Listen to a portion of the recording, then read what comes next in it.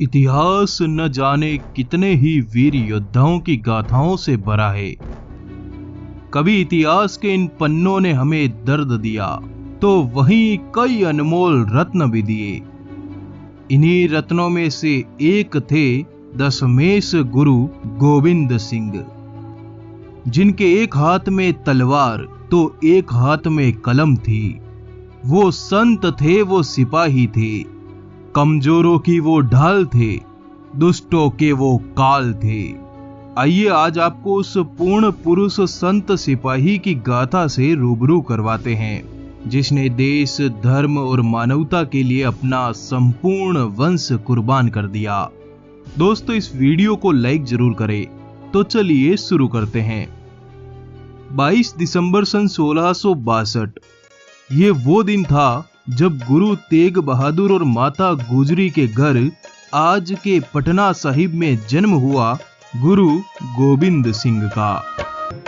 गुरु साहब ने अपने बचपन के 4 वर्ष पटना साहिब में ही बिताए। इस वक्त उनके पिता असम में धर्म प्रचार पर थे। जब पिता लौटे तब सन 1670 में गुरु साहब अपने माता पिता सहित पंजाब के चक नानकी अर्थात आनंदपुर साहिब नामक स्थान पर पहुंचे। इस स्थान पर 6 साल के गुरु गोविंद की शिक्षा का आरंभ हुआ। संस्कृत के वे ज्ञानी बने, फारसी उनकी कलम पर आई, गुरुमुखी गुरु के मुख पर चढ़ी, तलवार से अब गुरु की पहचान हुई। इसी समय गुरु तेग बहादुर जी से कश्मीर से आए पंडितों की एक टोली ने निवेदन किया कि कश्मीर में हिंदुओं पर अत्याचार हैं, गौ गुरु और हिंदुओं का कत्लेआम हो रहा है। नवाबों का फरमान है कि अगर तुम्हारा कोई ऐसा महापुरुष हो जो हमारी तलवार के आगे इस्लाम को नकार देने का साहस रखता हो तो उसे ले आओ। हम कश्मीर के हिंदुओं का धर्म परिवर्तन नहीं करवाएंगे। और इस तरह गुरु तेग बहादुर जी ने कश्मीरी हिंदुओं और गायों की रक्षा के लिए अपना बलिदान दे दिया। 29 मार्च सन 1676 वैसाखी का दिन था।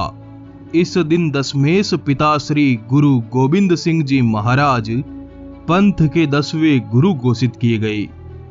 एक उपदेशक बनने के बजाय गुरु महाराज ने तलवार को धारण किया। उनके सानिध्य में हजारों लोगों ने तलवारों को अपना साथी बनाया। आनंद का धाम तलवारों की खनक से गूंजने लगा। अप्रैल सन 1685 में आनंदपुर के राजा की वजह से गुरु महाराज को आनंदपुर साहिब छोड़कर जाना पड़ा।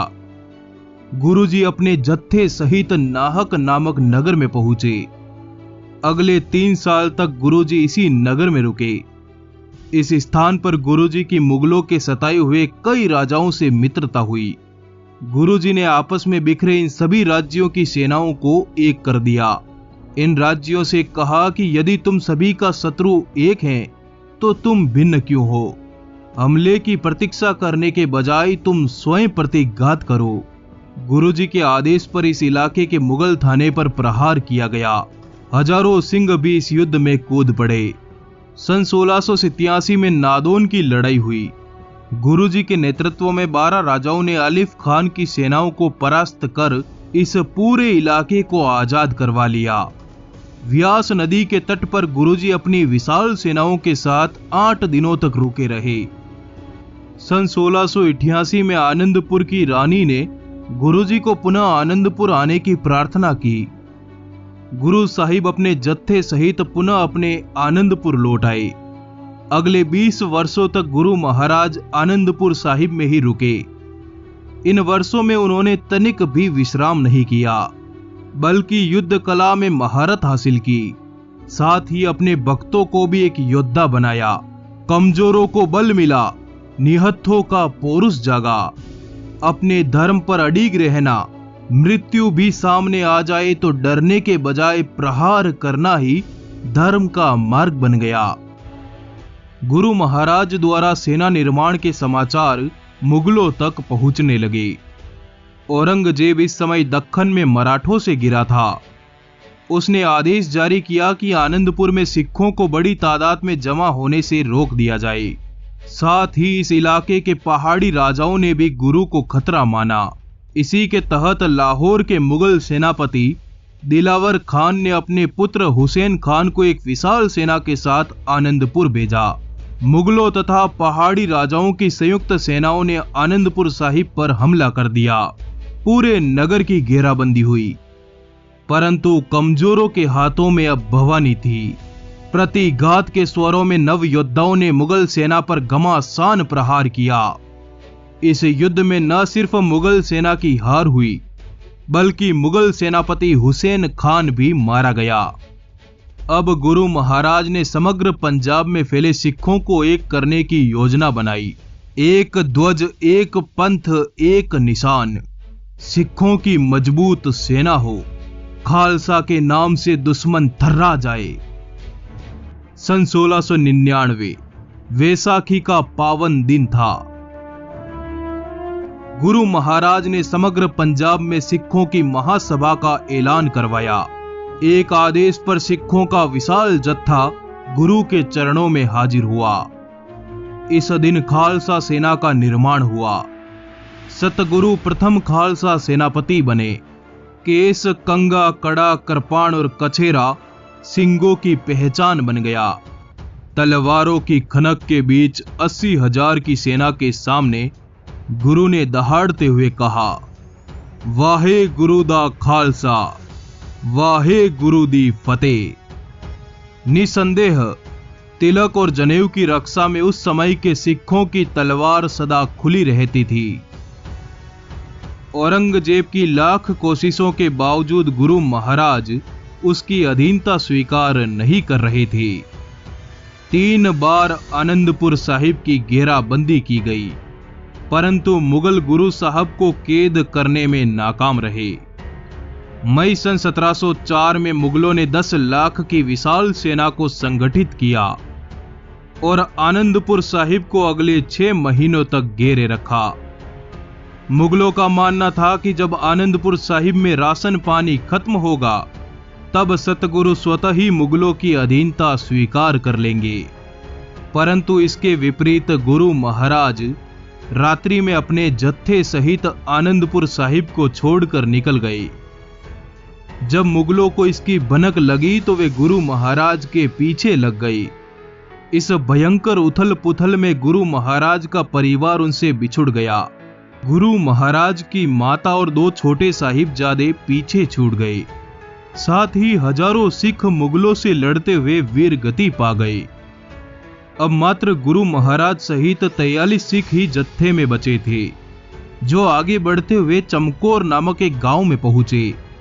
इस नगर में गुरुजी ने एक ऊंची हवेली में अपनी सेना को तैनात कर दिया और गुरु महाराज ने स्वयं कच्ची गढ़ी हवेली के ध्वज केसरी से युद्ध का मोर्चा संभाला। मात्र 40 सिंगों का मुकाबला 10 लाख की विशाल सेना से होना था।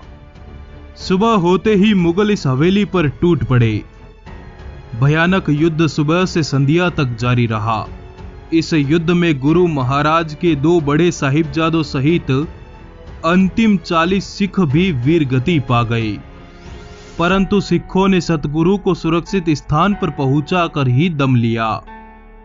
गुरु महाराज के 2 अन्य छोटे साहिबजादे जो आनंदपुर छोड़ते समय उनसे बिछुड़ गए थे, उनको मुगलों द्वारा पकड़ लिया गया और 27 दिसंबर सन 1704 को सतगुरु के नन्हे पुत्र जोरावर सिंह तथा फतेह सिंह जी को औरंगजेब द्वारा दीवारों में चुनवा दिया गया। जब यह हाल गुरुजी को पता चला तो उन्होंने औरंगजेब को एक जाफरनामा अर्थात विजय का पत्र लिखा। 8 मई सन 1704 की सुबह गुरु महाराज दक्षिण की तरफ निकले। इस समय औरंगजेब दक्कन के वीर मराठाओं से घिरा हुआ था। तब गुरु महाराज को समाचार मिले कि औरंगजेब मर गया। 7 अक्टूबर सन 1707 में गुरु महाराज नांदेड़ साहिब में दिव्य ज्योति में लीन हो गए। अंत समय में आपने सिखों को गुरु ग्रंथ साहिब को ही अपना गुरु मानने को कहा तथा स्वयं दशमेश गुरु ने भी अंतिम बार गुरु ग्रंथ साहिब को माथे से लगाया। गुरुजी के बाद बाबा बंदा सिंह बहादुर ने सरहद पर आक्रमण किया और अत्याचारियों की ईंट से ईंट बजा दी।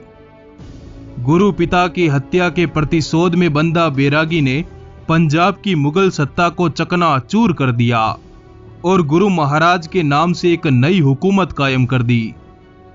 निसंदेह सिख खालसा सेना ने गुरु महाराज का सपना पूर्ण किया।